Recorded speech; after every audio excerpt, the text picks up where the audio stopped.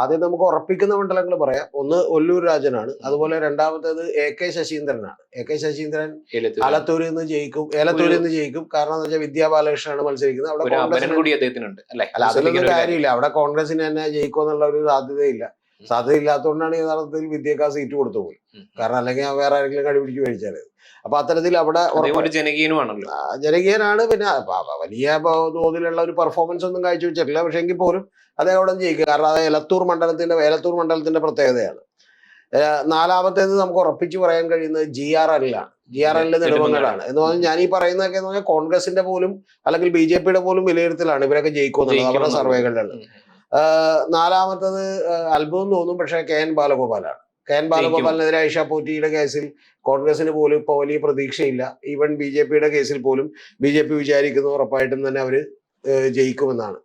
KN Balagopal അപ്രതീക്ഷിതമായിട്ടുള്ളൊരു KN Balagopal ജയിക്കും. നമുക്ക് എന്തായാലും കാത്തിരുന്ന് കാണാം.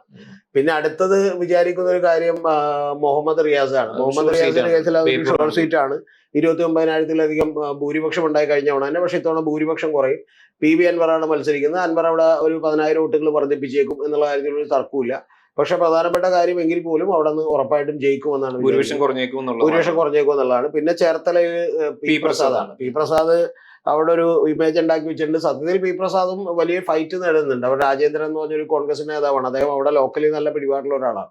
പക്ഷെ എങ്കിൽ പോലും P പ്രസാദും അവിടെ നിന്ന് ജയിക്കും എന്നുള്ളതാണ് നമുക്ക് തോന്നുന്ന ഒരു കാര്യം, അല്ലെങ്കിൽ ഉറപ്പിക്കാൻ കഴിയുന്ന ഒരു കാര്യം.